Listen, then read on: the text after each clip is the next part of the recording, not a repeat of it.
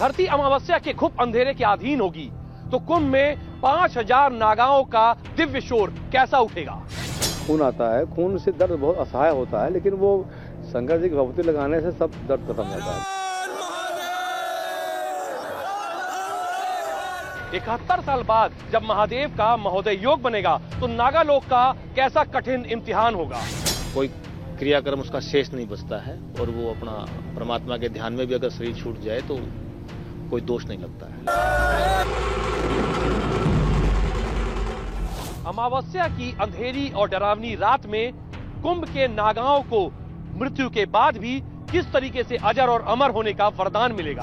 बिना नागा के कोई पद नहीं मिलेगा आपको। 10, 12, 15 साल आपको भ्रमण करना ही पड़ेगा भभूति लगाने। अमावस्या की रात पौराणिक प्रयाग की धरती पर नागाओं की कैसी सेना बनेगी।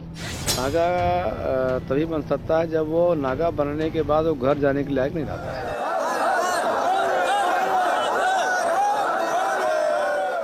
उस अंधेरी रात को लाखों में से कुछ चुनिंदा सन्यासी कैसे आग के दरिया को पार कर नागा बनेंगे। 15 साल वो कहीं अखाड़े में नहीं आते हैं, गुफाओं में रहिए।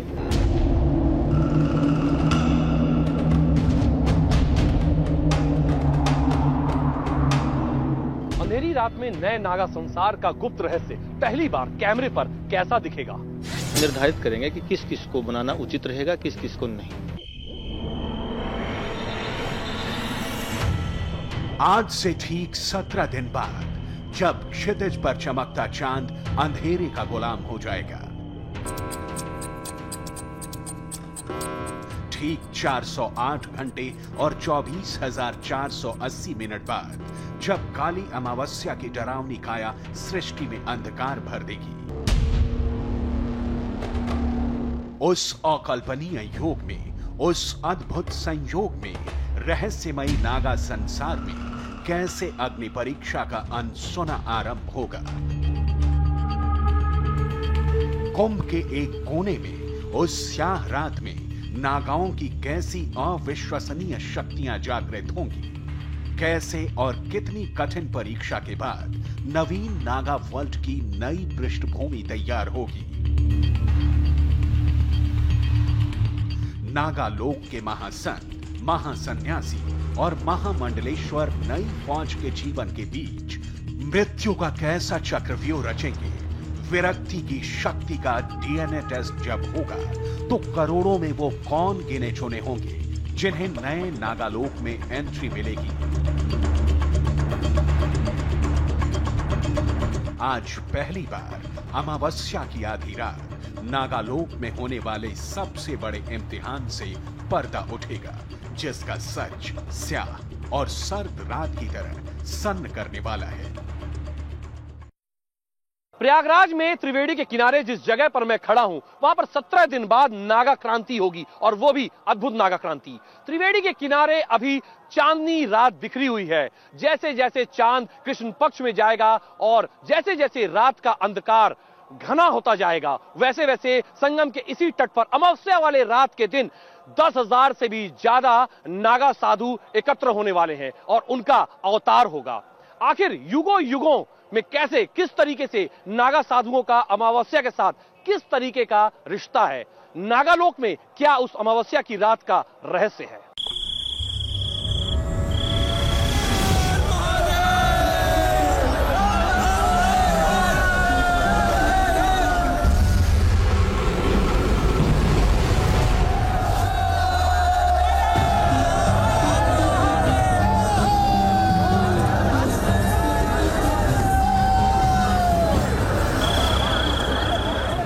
कुंभ के इतिहास में वो एक अनोखा और अकल्पनीय दिन होगा।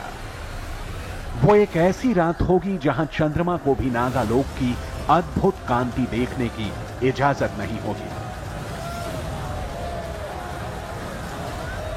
उस दिन जब त्रिवेणी के किनारे सूरज डूबेगा तो घोर अंधेरा घिरेगा।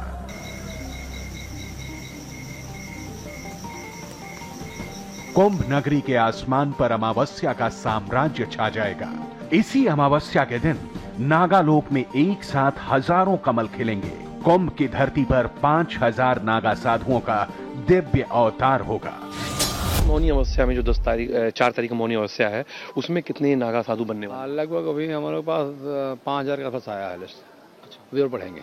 लगभग कितने लोग उसमें से बनेंगे लिस्ट में से? 5,000 बढ़ जाएंगे। 5,000 लगभग बनने की उम्मीद है। और लिस्ट कितने की आई है? नहीं, उसी में लिस्ट देखिए छांटते नहीं हम लोग। वो जब हमारे तमुआ पूछते हैं तो वो वही बात कर जाती है, जो कि उनकी इच्छा अनुसार है ना। फाइनल लिस्ट होती है। हाँ बिल्कुल।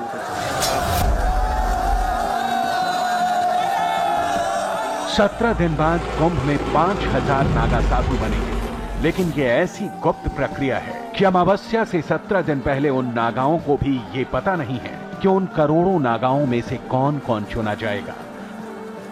अखाड़ों के गुरु भी नागा बनने के इस सामूहिक प्रक्रिया को गोपनीय ही रखना चाहते हैं, क्योंकि नागा बनाने की प्रक्रिया इतनी सीक्रेट रखी जाती है कि अखाड़ों के गुरुओं को भी ये पता नहीं होता कि उनके कितने शिष्य अमावस्या के रोज नागलोक में प्रवेश करेंगे। तो ये पूरी प्रक्रिया एक गोपनीय तरीके से होती है और फिर इसको 1-2 दिन पहले ही उजागर किया जाता है कि भाई आप लोगों में से इनको संन्यास की दीक्षा, विद्या हवन संस्कार और नागा बनाने की प्रक्रिया आप लोगों के साथ होगी। अन्यों को भी इंतजार करना पड़ेगा। ये सारी चीजें उनको 1-2 दिन पहले बताई जाती है।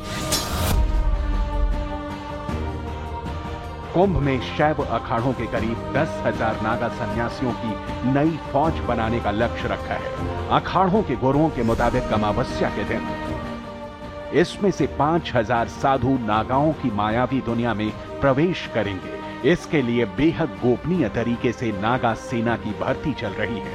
अखाड़ों का कहना है कि अमावस्या के दिन उन 5,000 नागाओं का शमशान की भभूत और भस्म से राज तिलक होगा। जो भी प्रक्रियाएं हैं वो सारी उसी दिन होती हैं। वो यहीं से निश्चय करके जाते हैं। उनको उसी दिन भस्म लगानी पड़ती है। पूरा भस्म धारण करके जाते हैं वो लोग। उसके बाद विजया हवन करने के लिए फिर सारा मुंडन संस्कार वगैरह फिर सब होता है। शैव अखाड़ों में सबसे बड़े जूना अखाड़े में सबसे अधिक नागा सन्यासियों की भर्ती किए जाने की संभावना है, क्योंकि नागा बनने वाले ज्यादातर सन्यासी इस शैव अखाड़े के अग्निपथ पर जीवन भर के लिए उतरना चाहते हैं।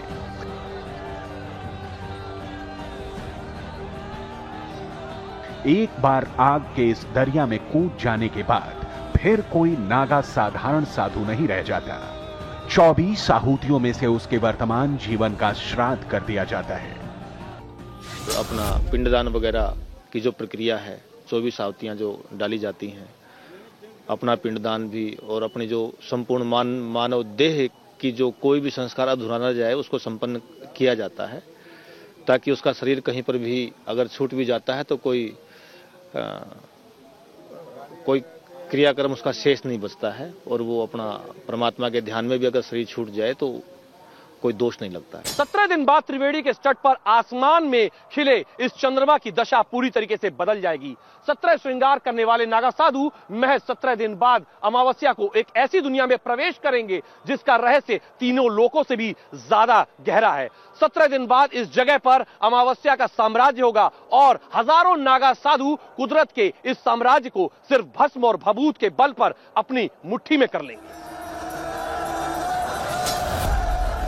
अमावस्या के दिन साधुओं के विराट संसार से उस अनजाने लोक में जाने का साहस आखिर कौन करेगा, जहां कदम कदम पर अंधकार जीवन को लीन जाने की चुनौती देगा, जहां हर पल मृत्यु अपने काले पंजों से बड़े बड़े साधकों और सन्यासियों को भी डरा देती है, रास्ते से डिगा देती है, जहां मुश्किलें बड़े बड़े बहादुरों का भी हौसला तोड़ देती हैं।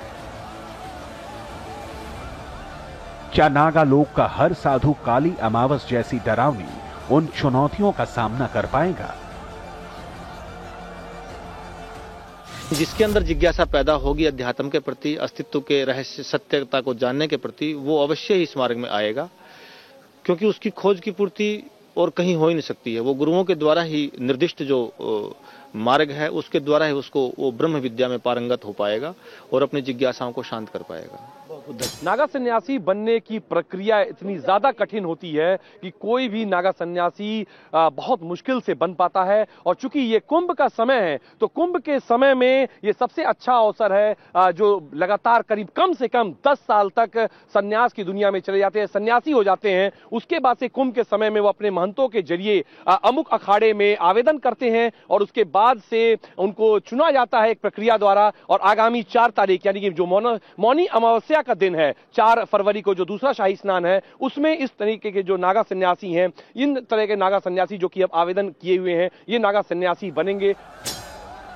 तप, वैराग्य, ध्यान, ज्ञान और ब्रह्मचर्य को अपनी मुट्ठी में कर चुके अखाड़ों के तपे तपाए साधु ही अमावस्या के दिन उस नागालोक में प्रवेश कर पाएंगे जहां का विधान संसार के हर संविधान से अलग और अनूठा है, जहां 10 से लेकर 12 साल तक तो सिर्फ इस बात का इम्तिहान लिया जाता है कि वो नागा साधु कहीं वापस घर तो नहीं भाग जाएगा।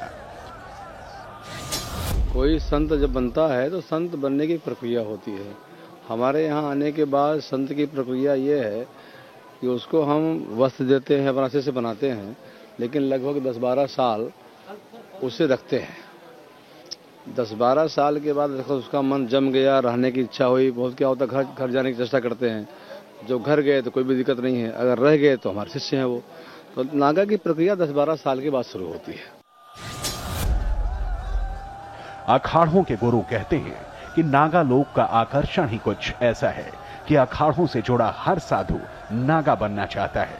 हर साधु के जीवन की सबसे बड़ी इच्छा होती है कि नागा साधु बनकर वो जन्म और मृत्यु के बंधन से मुक्त हो जाए।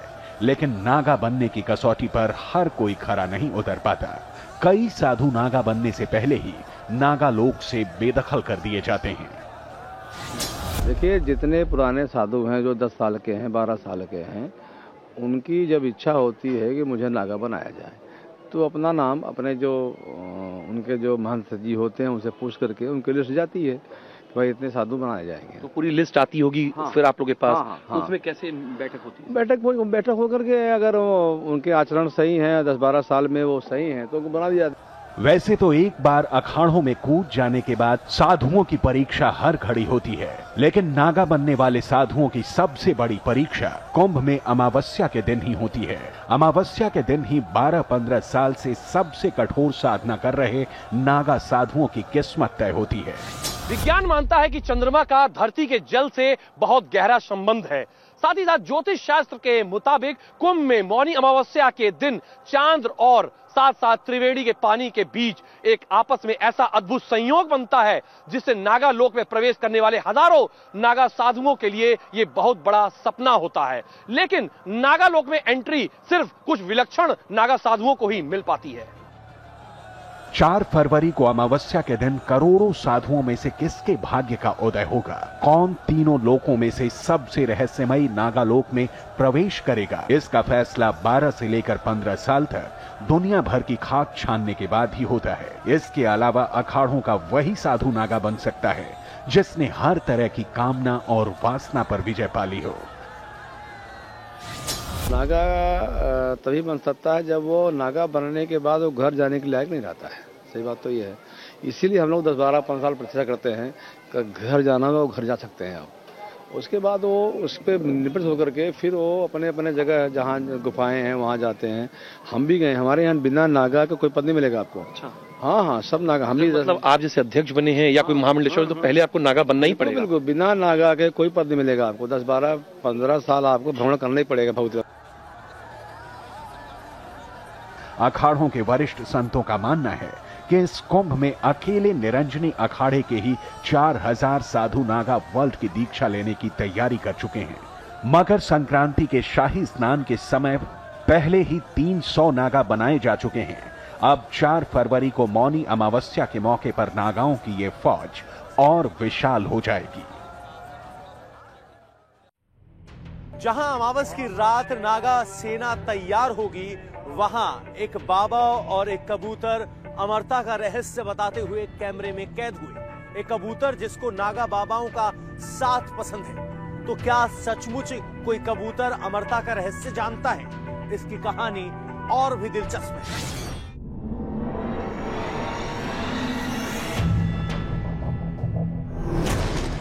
नागालोक में अमृत का रहस्य जानने वाला वो कबूतर कितना दिव्य है। माता पार्वती ने कहानी नहीं सुनी और स्वयं इसने कहानी कबूतर ने इसी ने सुनी थी। नागाओं की दुनिया में महादेव की महिमा वो कबूतर संतों से क्यों सुनता है?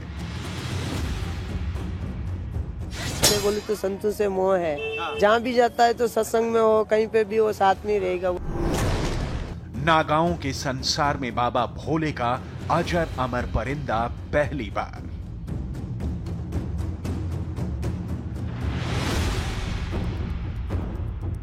अमावस्या की काली रात के रहस्य दिन के उजाले में नागालोक में कैसे दिखते हैं? कठिन साधनाओं के बाद जब नागा सिद्धियों को सिद्ध करने में कामयाब हो जाते हैं तो क्या वाकई परिंदे तक महादेव और उनके अमृत रहस्य नागाओं को बताने आते हैं? नागाओं के संसार में महादेव की महिमा के रहस्यों को जानने वाला एक ऐसा नागा कैमरे में कैद हुआ जिसके संग एक दिव्य कबूतर रहता है। आखिर एक नागा बाबा की कबूतर कथा का रहस्य क्या है? आखिर कुंभ में क्या करने आए हैं ये कबूतर वाले नागा बाबा? नागा के साथ शिव के मुंह से कथा सुनने वाला अमर कबूतर कुंभ में कैसे आया? क्या वाकई नागालोक को शिव का अजर अमर कबूतर मिल गया है? इसका हर रहस्य हैरान करने वाला है। कुंभ में आपको भिन्न भिन्न प्रकार के बाबा मिलेंगे, लेकिन हमारे साथ जो नागा साधु हैं उनके साथ एक कबूतर है जो कंधे पर उनके सवारी करता है और इस कबूतर के साथ वो पूरे कुंभ में भ्रमण करते हैं। नागाओं की दुनिया में हरिपुरी बाबा की कबूतर कथा बेहद विचित्र और विस्मय से आंखें चौंधियाने वाली है। नागालोक में बाबा की तरह इस कबूतर को भी लोग हरिपुरी के नाम से जानते हैं, लेकिन इस कबूतर में एक सच ऐसा है जो आज तक कभी नागालोक से बाहर नहीं आया। बाबा का दावा है कि ये कबूतर मामूली कबूतर नहीं बल्कि शिव के मुंह से अमरता की कहानी सुनने वाला दिव्य कबूतर है, जिसे सिर्फ संतों महंतों का साथ पसंद है, जिसे शिव से निर्भय और अखंड अमरता का वरदान प्राप्त है। बाबा जी, ये कबूतर के पीछे का रहस्य क्या है? कबूतर का पीछे का रहस्य तो एक ही है, बोले तो जैसे वही कबूतर है तो जीव कोई सा भी हो, जीव को पालते, जीव से प्यार है, तो बस ये बोले तो साथ में ही रहता है। एक बचपन से इसका पूरा परिवार है और एक बार हिमाचल गए तो हिमाचल से लाए जोड़ा, जब से पूरा परिवार है तो ये साथ में ही रहता है, दूसरा परिवार साथ में नहीं रहता है। साथ में नहीं हाँ, ये साथ में ही रहता है। ज्यादा इससे बोले तो संतों से मोह है, जहाँ भी जाता है तो सत्संग में हो, कहीं पे भी हो, साथ में ही रहेगा। बोले बाबा के दिव्य कबूतर को नागा वर्ल्ड से मोह क्यों है? इसका ताल्लुक नागालोक शिव की महिमा से जोड़ता है। बाबा बताते हैं कि इसी कबूतर को महादेव की अमरता का रहस्य पता है, वो रहस्य जो खुद देवी पार्वती के लिए भी अनजाना और अनसुना है। महादेव ने शिव पार्वती को कहानी सुनाई ना, अमरता की कहानी, तो उस टाइम में बोले तो महादेव ने कहानी सुनाई तो सारे बोले तो डिमरू बजाए तो सारे, कोई वहाँ जीव जंतु नहीं था और एक ही ये कबूतर रह गया था।